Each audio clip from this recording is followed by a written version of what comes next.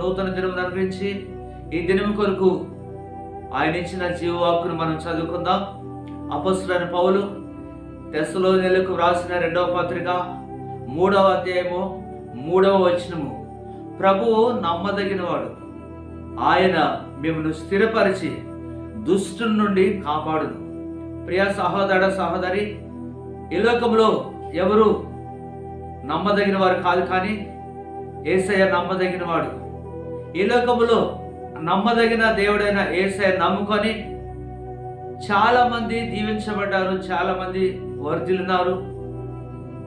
యేసయ్య ద్వారా గొప్ప గొప్ప కార్యాలు వారు ఈ భూమి మీద జరిగించినారు. ఆయన నమ్ముకున్న ప్రతి ఒక్కరు కూడా బాగుపడతారు, కానీ ఏ ఒక్కరు కూడా చెడిపోరు.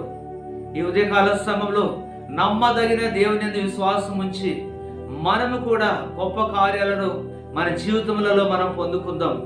ఆయన మనలను స్థిరపరిచి దుష్టత్వం నుండి ఆయన మనల్ని కాపాడుతాడు. ఆయన నమ్ముకున్న ప్రతి ఒక్కరు కూడా ఆయన కాపాడుతాడు. ఎందుకంటే ఈ లోకమే దుష్టులతో నిండుకున్నటువంటి లోకము. ఈ లోకంలో మనము కాపాడబడాలి అంటే నమ్మదగిన దేవుని యందే విశ్వాసం ఉంచాలి. కనుక ఈ ఉదయకాల సమయంలో ఈ మాటల ప్రకారం మనం ధైర్యం తెచ్చుకుందాము. ఆయననే మనం నమ్ముకొని ఆయనందే మన విశ్వాసం ఉంచి ఈ లోకంలో ఆయన రాకడి వరకు ఆయనలో మనం నమ్మకంగా జీవిద్దాం. ప్రార్థన చేసుకుందాం.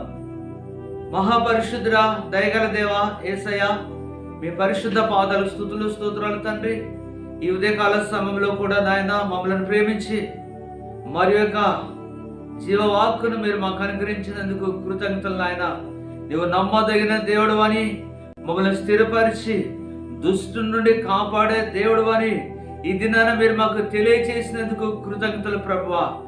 యేసయ్య, నువ్వు నమ్మదగిన దేవుడవు తండ్రి, నీకు స్తోత్రములు. అయ్యా, ఈ లోకము నమ్మదగినది కాదు ప్రభువా. ఈ లోకంలో ఉన్న ప్రజలు నమ్మదగిన వారు కాదు ప్రభువా, నీకు స్తోత్రాలు. ఈ ఉదయకాల సమయంలో మీరు నమ్మదగిన దేవుడవు తండ్రి, మమ్మల్ని స్థిరపరిచి దుష్టుని నుండి కాపాడే దేవుడవు నీవు తండ్రి, నీకు స్తోత్రాలు. ఈ మాటలు విన్న ప్రతి బిడ్డను కూడా తండ్రి నాయన మీరు కాపాడండి, దీవించండి, స్థిరపరచండి, బలపరచండి, నీలో ఫలింపచేయండి నాయన తండ్రి. ఈ ఉదయకాల సమయంలో ప్రభా, నీ ప్రజలు నీ బిడ్డలు ప్రభా, వారు ఏ పరిస్థితులలో ఉన్నారో తండ్రి, దయచేసి ఈ మాటలు వింటున్న ప్రతి బిడ్డను కూడా మీరు దీవించి ఆశీర్వదించండి తండ్రి. వారికి సమాధానం దయచేయండి, నెమ్మది దయచేయండి, రోగముల నుండి, ఇరుకులు